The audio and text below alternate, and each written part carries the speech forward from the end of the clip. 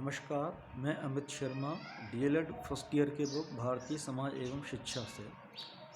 कल तक अपन ने भारतीय संविधान के जो मूल अधिकार हैं उसके अंतर्गत धार्मिक स्वतंत्रता के बारे में अध्ययन किया था। आज हम पांचवा जो मूल अधिकार है संस्कृति एवं शिक्षा संबंधी अधिकार, इसके बारे में अध्ययन करेंगे। ये जो अधिकार है वो दो अनुच्छेदों में है, अनुच्छेद 29 और अनुच्छेद 30। तो सबसे पहले अपन बात करते हैं अनुच्छेद 29 की बात करते हैं। इस अधिकार के अंतर्गत जो हमारे राज्य के जो अल्पसंख्यक जो लोग हैं उन लोगों को अपनी भाषा और अपनी संस्कृति की सुरक्षा को बनाए रखने का पूर्ण रूप से अधिकार है। वो पूर्ण रूप से स्वतंत्र है। अल्पसंख्यक वर्ग के लोग, चाहे वो भाषागत रूप में हो, चाहे वो धर्म के आधार पर हो, वो अपनी भाषा और संस्कृति को बनाए रखने के लिए स्वतंत्र है।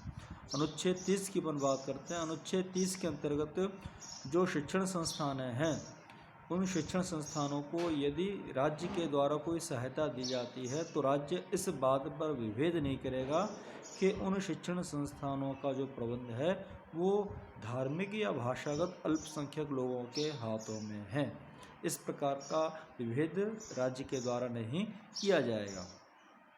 अगला जो अधिकार आता है अनुच्छेद 21 में आता है, संपत्ति का अधिकार आता है, लेकिन वर्तमान में हमारे संविधान में से इसको हटा दिया गया है। 1979 में 1979 में 44वें संविधान संशोधन के द्वारा इसको हमारे संविधान में से हटा दिया गया। अब अपन बात करते हैं अनुच्छेद 32 की अपन बात करते हैं, संवैधानिक उपचारों का अधिकार। जो डॉक्टर भीमराव अंबेडकर जो रहे हैं, जो इस भारतीय संविधान के निर्माता रहे हैं, उन्होंने इस अधिकार को भारतीय संविधान के हृदय एवं आत्मा कहा है। लेकिन सामान्य रूप से भारतीय संविधान का हृदय एवं आत्मा हमारे जो मूल अधिकारों की जो प्रस्तावना है, संविधान की जो प्रस्तावना है, उसको हृदय एवं आत्मा कहा जाता है। सबसे पहले अनुच्छेद 32 के अंतर्गत एक्चुअली 5 प्रकार के रिट आती हैं।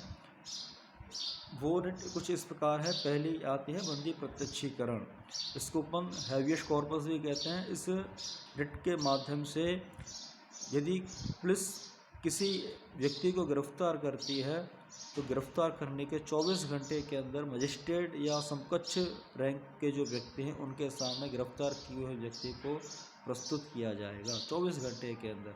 ये पुलिस वालों को डिपेंड करता है कि वो अरेस्टिंग कब बताते हैं। हालांकि ऐसा होता नहीं है, क्योंकि अरेस्टिंग का टाइम कुछ अलग होता है और प्रेस करने का टाइम कुछ अलग होता है। उससे पहले वो पूछताछ करते रहते हैं, इसलिए अरेस्टिंग का टाइम बाद में बताते हैं। दूसरी अपन बात करते हैं परमादेश, मैंडेमस। इसके द्वारा यदि कोई सरकार या कोई कर्मचारी या अधिकारी के द्वारा जब कोई कार्य नहीं किया जाता है तब तो न्यायालय के द्वारा इस प्रकार का आदेश दिया जाता है कि वो अपने कार्यों को करें। इसको अपन परमादेश कहते हैं। अगली अपन बात करते हैं प्रतिषेध की बात करते हैं, प्रोहिबिशन की बात करते हैं। इसका मतलब है कि उच्च न्यायालय जो है, उच्च न्यायालय जो है वो अपने अधीनस्थ जो न्यायालय हैं उनको कार्यवाही करने से रोक देता है या उनको मुकदमे की सुनवाई करने से रोक देता है। इसको अपन प्रतिषेध कहते हैं। अगला आता है चौथा, इसमें उत्प्रेषण, सरसिवरारी के नाम से है ये।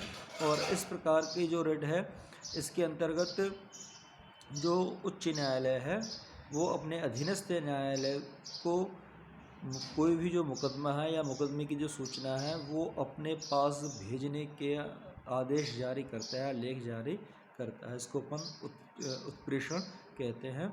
अगली बात आती है अधिकार पक्षा की बात आती है, को वारंटू की बात आती है। इस रिट के अंतर्गत यदि कोई अधिकारी अपने पद का दुरुपयोग करता है या कोई ऐसी नियुक्ति करता है जो उसके अधिकार क्षेत्र में नहीं आती है, उसके अधिकार क्षेत्र से बाहर है, तो ऐसी स्थिति में अधिकार पक्षा नामक जो रिट है वो जो कोड है, हायर कोड है, उसके द्वारा लागू की जाती है। ये सभी जो रिट्स हैं वो न्यायालय के द्वारा संबंधित जो उच्च न्यायालय है, उच्चतम न्यायालय, उच्च न्यायालय को और उच्च न्यायालय जिला न्यायालय को इस प्रकार से आदेशित करते हैं। आज के लिए इतना ही, आगे कल पढ़ेंगे। धन्यवाद।